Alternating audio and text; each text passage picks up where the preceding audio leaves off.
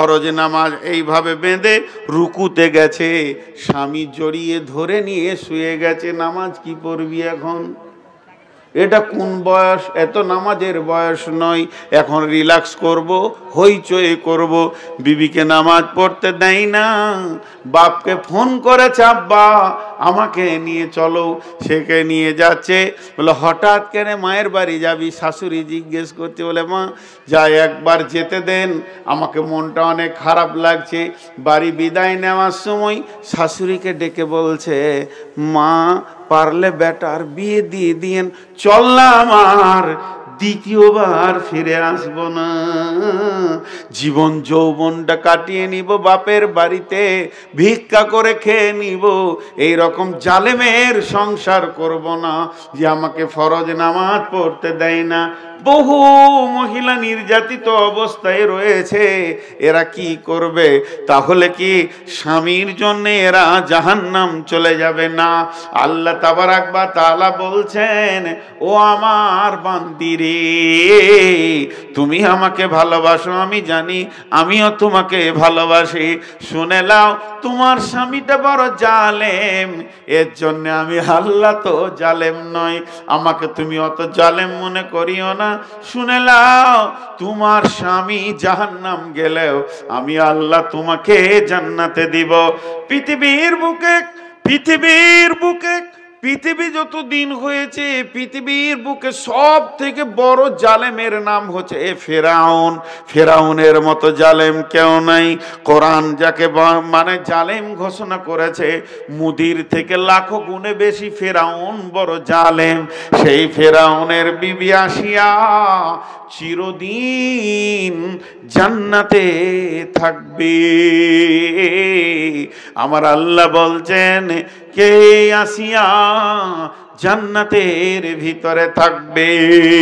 ফেরাউনের বিবি আসিয়া জীবনে ফেরাউনের বদ আচরণকে মেনে নিতে পারেনি, বেঈমানের বেঈমানি মেনে নিতে পারেনি।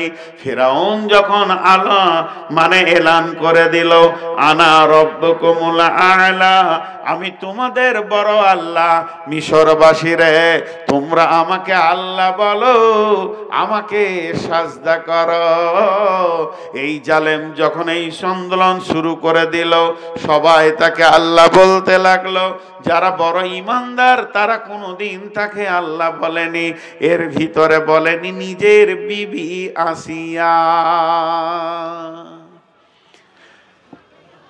আসিয়াকে ফেরাউন বলছে, কি গে তোর বিষয়টা কি, আমাকে আল্লাহ বলবি? ওটা পারবো না। তুমি স্বামী হিসেবে যত যা বলবে সব মেনে নিব, আর একটা স্ত্রীর যা করার আছে সব আমি করতে রাজি আছি তোমাকে স্বামী হিসেবে, কিন্তু আল্লাহ বলবো না। ফেরাউনের কলিজাটা জ্বলে গেল। কিরে, আমার ঘরে বাস করে আমার বিরুদ্ধে দেশওয়ালা বলছে আল্লাহ, এলাকার লোক বলছে আল্লাহ, গাঁওয়ালা বলছে আল্লাহ, টোলাওয়ালা বলছে আল্লাহ, আমাকে সাজদা করছে, আর আমার বউটাই আমার বিরুদ্ধে। খেপে গেল ওর মাথা। না না, তোর বিষয়টা আমাকে আরো ভাবতে হবে। জুলুম, অত্যাচার, শারীরিক মানসিক এমন মার দিয়েছে, পিঠগুলো ঘা করে দিয়েছে। কিন্তু শেষকালে বলছে, এবার কি বলছিস? আল্লাহ বলবো না, আমি মরে যাব, আল্লাহ বলবো না, আমার আল্লাহ এক, ওয়াহদাহু লা শারীক। ফেরাউনের জান আরো জ্বলে গেল। ফেরাউন করলো কি? বার কর ওকে বাড়ি থেকে, বার কর, ওর শেষ দেখবো আমি, আজকে ছাড়বো না। মেরে পিটে ঘা করে, আমরা যা পড়েছি শিক্ষকদের কাছে, 4 হাত পায়ে ওকে খোঁটা দিয়ে বেঁধে দিয়ে শুইয়ে দিল। মাটিতে লয়, পাথরে লয়, বালুতে লয়, কাঁচে, ভাঙা কাঁচে শুয়েছে। বলছে, এবার কি বলছিস? আল্লাহ বলবো না, মরে যাব, আমি আল্লাহ বলবো না। ফেরাউন সৈন্যদেরকে বলছে, একটা পাথর নিয়ে আয়। বিরাট বড় পাথর, একটা পাথর মানুষকে ছেড়ে দিলে যেন একদম মাটির সঙ্গে মিশে যায়, ওরকম পাথর লিয়াই। পাথর লিয়ার বুকের উপরে ধরে আছে কয়েকটা সৈন্য। ফেরাউন বলছে, এবার কি বলছিস? আল্লাহ বলবো না, তোকে শেষ চান্স দিছি, এইটাই শেষ চান্স, আর নাই।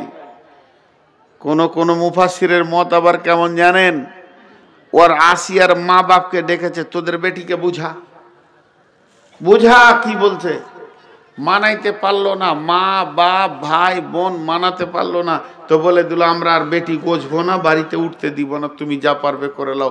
বাপের কুলটা শেষ, আর শ্বশুর কুলে তো পিটানি চলছে। মেয়েদের দুইটা কুল, এ কুল আর ও কুল, বাপের কুল আর শ্বশুর কুল, দুই কুল শেষ।